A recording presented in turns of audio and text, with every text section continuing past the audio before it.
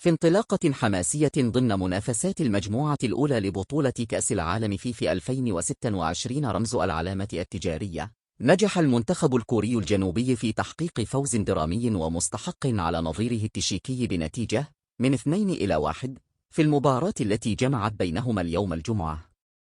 تفاصيل اللقاء: اتسمت المباراة بالندية والسرعة منذ لحظاتها الأولى، حيث شهد الشوط الأول محاولات هجومية متبادلة دون أن تنجح أي من الطرفين في هز الشباك بفضل اليقظة الدفاعية، وتألق حراس المرمى من 12 إلى 12 و58 دقيقة صباحا.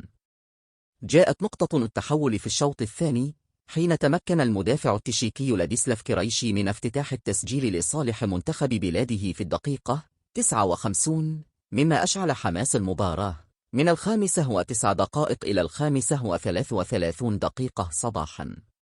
ردة فعل قوية.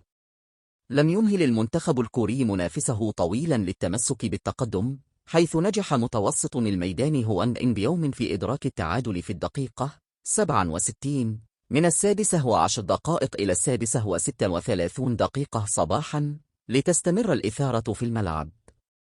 وفي الدقائق الأخيرة التي شهدت ضغطا كوريا مكثفا، أهدى المهاجم البديل أوه يونغي هدف الانتصار الثمين لفريقه في الدقيقة 80 من 17 دقيقة إلى 32 دقيقة صباحا، مؤكدا أحقية النمور الآسيوية في حصد نقاط المباراة الثلاث. موقف المجموعة: يأتي هذا الفوز ليضع كوريا الجنوبية في موقع متميز في المجموعة الأولى إلى جانب المكسيك التي افتتحت البطولة بفوز على جنوب إفريقيا من 2-0، مما يعد بسباق مثير للتأهل إلى الأدوار التالية من المونديال.